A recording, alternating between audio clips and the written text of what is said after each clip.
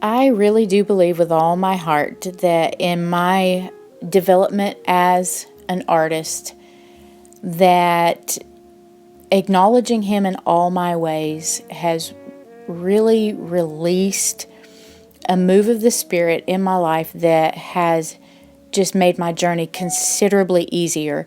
It has flattened the learning curve ever so slightly, made things doable for me. I really feel like I've even been able to grasp certain concepts that before I wasn't able to grasp.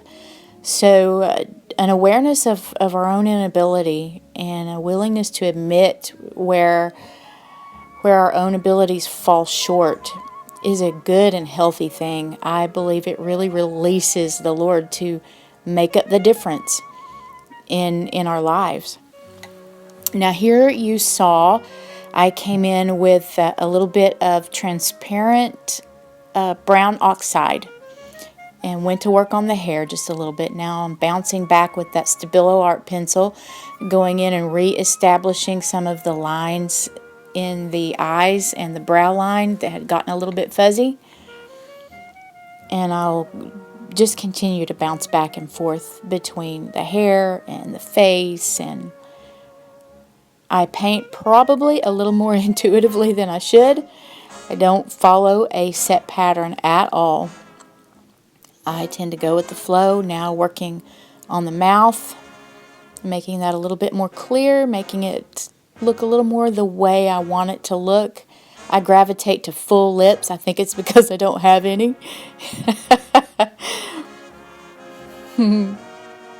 All right, going in with that Stabilo pencil and kind of free-handing a little bit of waves in the hair. I like my hair to be just like my art, loose and free. I like my hair to be like my life, loose and free. There is nothing about me. I may be a preacher's wife, but there is nothing about this girl that is buttoned up, that's for sure. Loose and free. I break silly rules. I don't break the important ones, but I do break the silly rules all day, every day. I kind of enjoy thinking that my life is an offense to religious spirits. That makes me happy. Going in with some light tones, watering things down a little bit with that squirt bottle. It just makes it so much easier with acrylics.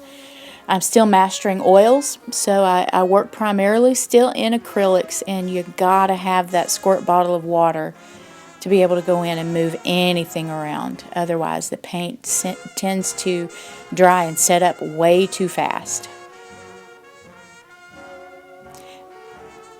Here I've put some gesso on the other end, the wooden end, not the business end, the handle of my paintbrush, and establishing the whites of the eyes. Then they get a little too white. Nobody's eyes are that stark white. Nobody's eyes are perfectly white. So then I go back in with a small detail brush and kind of pull out some of that Stabilo art pencil into the whites of the eyes so that they're not stark, perfectly white. And then taking that detail brush and just scrubbing all around. Again, I can't even really tell you exactly what I'm doing or why I'm doing it. This is all very, very intuitive for me. I'm hoping as time passes that I'll be able to explain it clearly and even understand my own process a little better, because I know I need to be able to understand my own process to be able to teach it in a way that is cogent, coherent. Right now, I am absolutely sure I'm just babbling, but that's okay.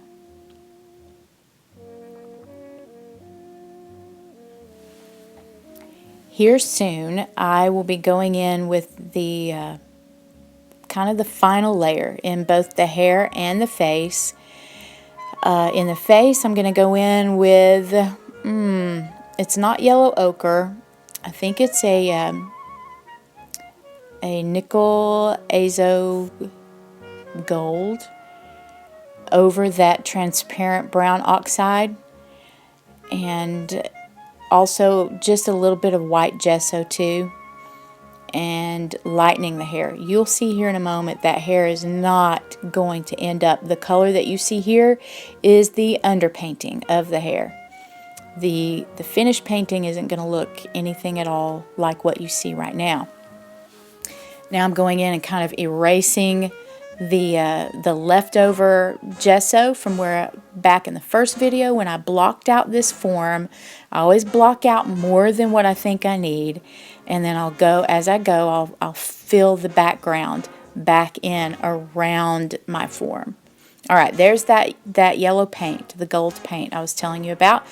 Coming in with that, along with some gesso, to start putting in some mid-tones, and then I will bounce to the lightest lights on the hair, and then back to the mid-tones, and then back to the light. There's some of that gesso, and I'm letting it just mix and combine right now with the Azo Gold,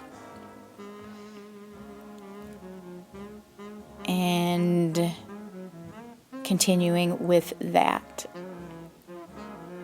And in the end, my goal is that nothing looks really blended. I am not a painter that tends to realism whatsoever. And it's not that I can't necessarily do a realistic portrait or a realistic still life. I truly prefer an impressionistic, or even more than that, an expressionist style of painting. I like to paint what I'm feeling, and not just, if I wanted an exact representation of something, honestly, I would take a picture. I paint for the love of it. I paint to express something on the inside, and a lot of times what's on the inside I end up writing in words, either on the finished piece, or I just feel compelled to create an art video and talk and talk and talk and just tell you what's on my heart, what's on my mind when I am creating a piece. And obviously the thing on my mind right now is this whole idea of trusting in the Lord with all of our heart, and the incredible concept that the desire of His heart is to go before us and to make our paths straight.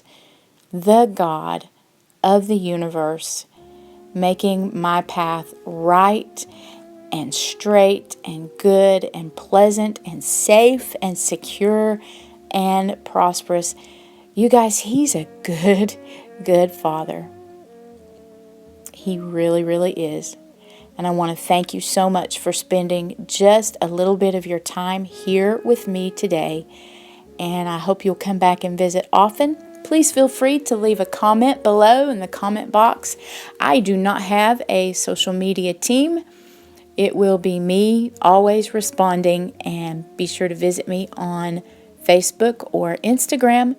The Instagram handle is Sheila Atchley Designs. Have a super blessed day.